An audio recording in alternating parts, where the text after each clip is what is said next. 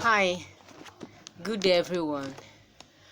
I'm back again on this channel, and today we'll be talking on about our love life. How our love life looks like.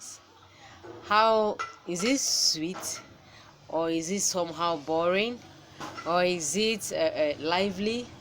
We'll talk about it today. So just stay tuned and don't get bored. Some will say that their love life is boring, that is not sweet, that guy are not sweet, that their babe is the worst, worst babe ever, that their love life is low, that there is no satisfaction. Look, let me tell you, if you want to make your love life sweet, it always depends on you. If you want to make your love life to be, romantic, to be lively, it all depends on you. Because when I said it depends on you, is that how do you expect, maybe if you are dating someone that has a high libido and you have a low libido, they are not compatible. No, they are not compatible.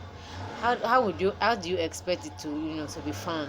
It's not going to be fun, because the one that is here with high libido will have high demand of sex, while the one with lower libido will somehow resist it, because it's, to them is boring, to them is tiring, to them is not fun, to them is just, it's just for, for you to maybe get what you want. No, but with those that has a high libido, when they meet with their match, my dear, is fun, because no matter the style, the pattern that you want, they are ready to give it to you.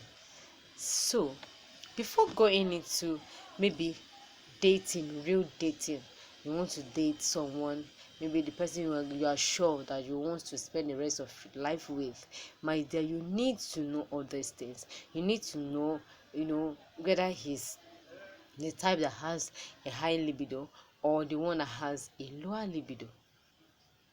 Because if you're the type that has a high libido and you are going for the person that has a lower libido, my dear, it's not going to be fun. It will be boring to you. So I'll advise you, as a young lady, as a young girl, a young gentleman that is aspiring maybe to settle down with your partner, I think you should know all this. Because if you eventually say, okay, because you are carrying Bible, and you are this, you are believer, you are this, you don't want to indulge yourself in such a thing, my dear, at the end of the day, you find out that it will be so difficult. You yourself as a believer carrying that Bible, you will find it so tiring, because you cannot expect the person that you marry, you know act of, that you want to do the will of God. Yes, doing the will of God is the right thing, is the right thing, perfect thing, doing the will of God. But doing the will of God, you also know all these things, for it not to affect your marriage, for it not to affect the love that you guys has for each other. And if you ended up with someone that has a lower libido and you have a high libido, my dear, it's going to affect your marriage. It's really going to affect your marriage, because when you needed it the most, it's really crazy when the man needed sex and the woman were not able to satisfy the man. It's really annoying. It's very annoying.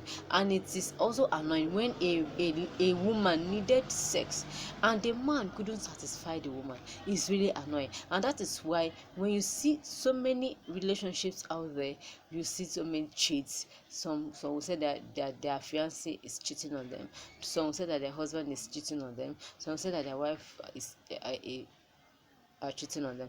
But why they are doing all this? Because their partner cannot cannot satisfy them. And if they didn't have what we call self-control, the Spirit of God in them, it will make them to go out to do those things which is against the will of God. I will tell you a short story about one of my friend. She says that all the time that her guy always disturbed her, and that he would say, okay, give it to me like this, give it to me like this. But the thing was so tiring, so boring to her. And I asked her, no vex o abeg, no vex o, if you guys are together, maybe discussing, talking, how do you feel? I said, I don't feel anything. No. I said, wow, okay.